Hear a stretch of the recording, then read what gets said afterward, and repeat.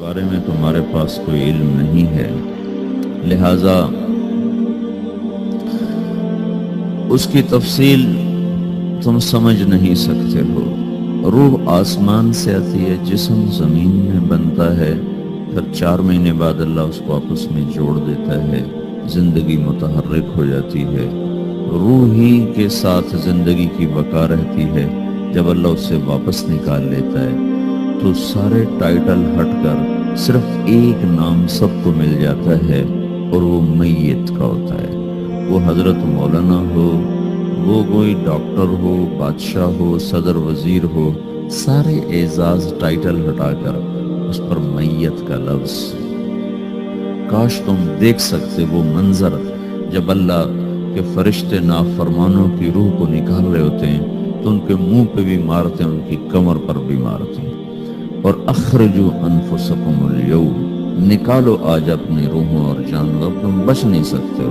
وہ پیچھے ہٹنا چاہتے ہیں، رب ارجعون، مجھے واپس کر دے تھوڑی دیر کے لیے، لعلی اعمل صالحا، اب میں پورا ٹھیک مسلمان بن کے چلوں گا۔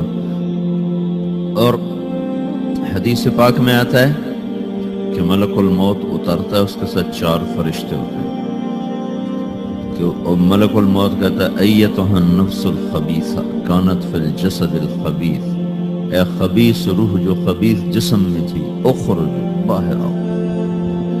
تو وہ حیران، پریشان، خوف زدہ، تو اس کے جواب میں اس کو ملک الموت کہتا ابشری بحمیم وغساق وآخر من شکلہ ازواج، تیار ہو جاؤ خوفناک عذاب کے لیے اور کھولتے پانیوں کے لیے، کانٹے دار جھاڑیوں کے لیے، اور بے شمار عذاب کی شکلوں کے لیے۔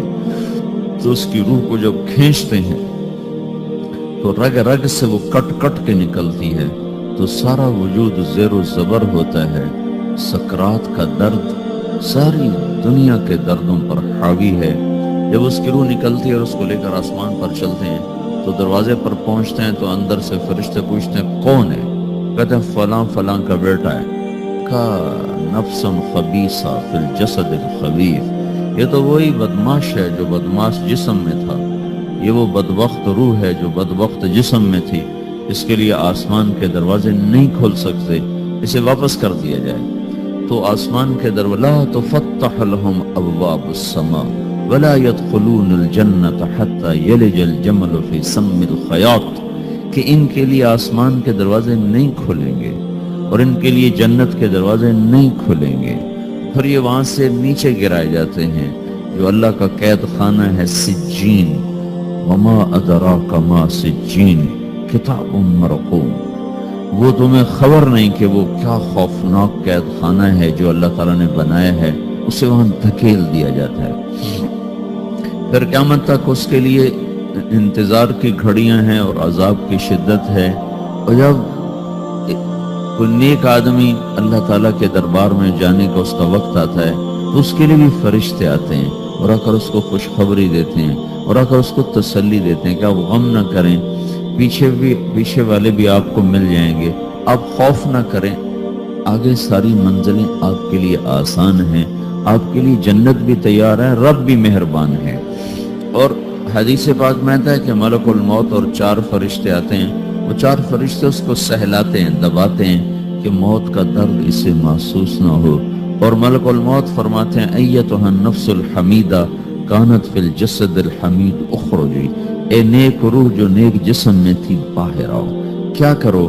وَأَبْشِرِي بِرَوْحٍ وَرَيْحَانٍ وَرَبٍّ رَاضٍ عَنْكِ غَيْرِ غَضْبَانٍ، آپ کو بشارت ہو، آپ کے لیے جنت تیار ہو چکی ہے اور وہاں کی ساری نعمتیں آپ کے لیے میسر ہو چکی ہیں، اور اللہ آپ پہ راضی ہو چکا ہے اور اللہ آپ پہ خوش ہو چکا ہے۔